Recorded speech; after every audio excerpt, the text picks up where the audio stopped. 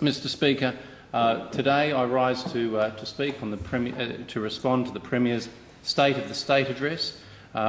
It was my decision before coming in this afternoon to give this address that I was going to place, and I will place on record, my thanks to the former Premier David Bartlett for the role that he played as leader of the government in Tasmania, because lovely. Thanks, but no thanks, I think. Because it is an important role, and Tasmania relies. Well, when you're finished, Charlie Sheen moment. Order. And additionally, I'd like to congratulate the new Premier, Lara Giddings, on her appointment as Premier. It will undoubtedly be a difficult and often thankless task, but it's a great moment for her personally, and as I expressed to her recently, something that her family would be very proud of her for. That said, Mr Speaker, in responding to the Premier's comments yesterday, we do want to have a full-blooded exchange of ideas on it, and I've got a lot to say, and I'll outline my views, including areas from my portfolio responsibilities on behalf of the opposition, and indeed some areas that are important to me on behalf of the electorate of Bass. Mr Speaker, in the USA, the US President periodically delivers a State of the Union address, and inevitably the President, whoever they are, from whatever party they've come, they inevitably will say words to the effect that the State of the Union is strong. Well, Mr Speaker, without wanting to be dramatic about it, the fact is, based on everything we know right now and what the indicators are telling us, the state of Tasmania is weak. Mr Speaker, businesses are shutting down and they are downsizing. Buildings are becoming vacant, and shop fronts in my city of Launceston have for lease signs. Jobs are folding and confidence is quite shot. Yesterday, a person in the shipping industry actually said to me that his customers are saying to him that it's looking like the period of time in Tasmania when we had the recession in the late 80s, early 90s. The cost of living is rising, and if you're not a public servant, wages are not rising. The Tasmanian economy is shrinking. International container shipping is leaving our ports. The forest industry is under more pressure than ever before, and people are losing their jobs. They have told us that doing business with Tasmania is too hard. Our education and schools sector is still struggling.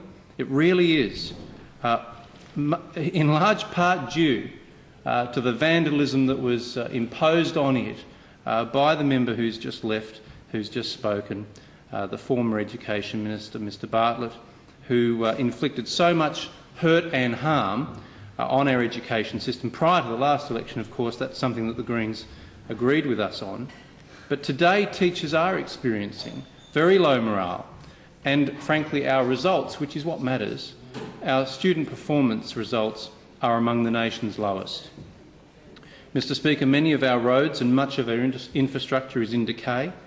Tasmania, after 12 years of talking about it, still doesn't have an economic development plan, which is quite breathtaking. We have an out-of-date planning system, which is like a headless chook. There's plenty of action, but there is no direction in planning in Tasmania. And again, people are telling us from the business community, they are telling us it is too hard to do business in Tasmania. Mr Speaker, people are hurting, and the state of the state may as well be an SOS for Save Our State. Yesterday, the Premier gave her so-called State of the State address. It's an annual event, but yesterday, and I'd invite anybody with an interest to pick up the Hansard from the Premier's speech yesterday, and they will find what the opposition found. No vision, no agenda, no plans, and no solutions to the key problems that are facing Tasmanians: jobs, the economy and the cost of living. Earlier this week, we in the opposition discussed In our party room, as you would expect us to, we discussed the upcoming address from the Premier, and we considered, amongst ourselves, this and that theory as to what direction, what announcements, what new policies the Premier might announce.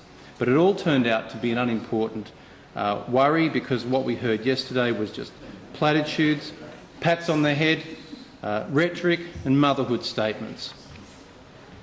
Admittedly, there were some initiatives which could bear fruit as a result of the Premier having been given some ideas by the Social Inclusion Commissioner. And the cost of living is a real issue, and Tasmanians are telling me that Giddings, McKim and the O'Byrnes of this world would just not understand what a struggle that life can be when you have finite and unchanging income or shrinking income and rising bills. Mr Speaker, today my leader, Will Hodgman, gave our response to the Premier's address, to her speech about nothing. Mr Hodgman outlined the Liberals' strong, positive plan for this year to address the key issues facing Tasmanians. I have to say, unlike the courtesy that the Parliament paid to the Premier, the Leader of the Opposition's address was constantly interrupted and interjected in a most undignified way by the government members. And I really resent that. And in particular, I resent the behaviour of the Leader of the Greens. And Tasmanians know now more than ever that this Labor Green experiment is failing Tasmania. Some people say to me that we have a Green government. That's what some people say to me. It's not a Labor Green government, it's just a Green government now, because it's a homogenous mix, and it seems, Mr Speaker, that every time the Greens demand something of the government, it seems to be given to them. And we, importantly, do accept and agree that we need to be part of the dialogue in this Parliament and putting forward ideas and putting forward our agenda for the future, so that we can make sure that the people of Tasmania know that we are fighting for them, that we're standing up for them, and unlike other parties who like to come in here and say rhetorical flourishes like none of our policies have changed, we in the opposition believe, especially on those issues that were just so important and pivotal in the community, that if we get an opportunity, we should attempt to progress it through the Parliament, even if we don't necessarily have the numbers. And we'll be using our initiative this year to play our part in, as Will Hodgman said, rebooting our economy by bringing forward legislation to establish a single statewide residential planning code. That will be this year. But we also know that there's a great need to protect and grow jobs, because jobs are under threat in Tasmania. And we'll be wanting to bring in, and this is a great tribute to the work of my colleague Mr Brooks from Braddon, we'll be bringing forward legislation for a local benefits test in government procurement. Government agencies should be buying local wherever possible to support local jobs and the local economy.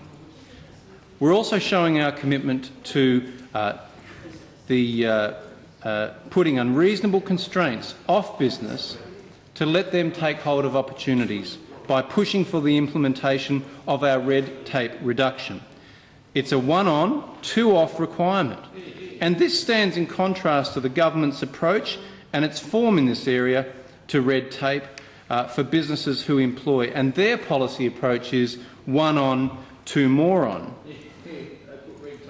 We'll tackle the cost of living, and we will again be bringing in legislation, and we'll be testing the Parliament on this, to provide full choice and competition in the electricity sector, giving Tasmanian households and small business access to the same choice of cheaper electricity that the government and large business has got access to. And we'll also be pushing at every opportunity our very balanced 13-point plan for forestry. It's been rubbished a lot today by the Minister, which is pretty unfortunate. And my colleague Mr Gutwin from Bass was right when he said that Mr Green is a shadow of the man that he used to be. Who in this place could have imagined that just 1 or 2 or 3 years ago, listening to Mr Green selling out the forest industry and not giving it the confidence and the guarantees that it requires? So we'll keep prosecuting. We will keep prosecuting our 13-point plan for forestry, because we want to protect Tasmanian timber workers. We think they're valuable. We value them. We appreciate what they do. And we also recognise that we have to protect the small, vulnerable regional communities, like in my electorate, the community of Scottsdale, which is under tremendous pressure, directly as a result of decisions that have been made in this room, in this House. With hundreds of people losing their jobs, it's wonderful for people on politicians' salaries to be able to stick to their party line, to say they support jobs and to talk about trying to find a new paradigm. But try telling that to people, struggling families in the northeast of Tasmania, struggling families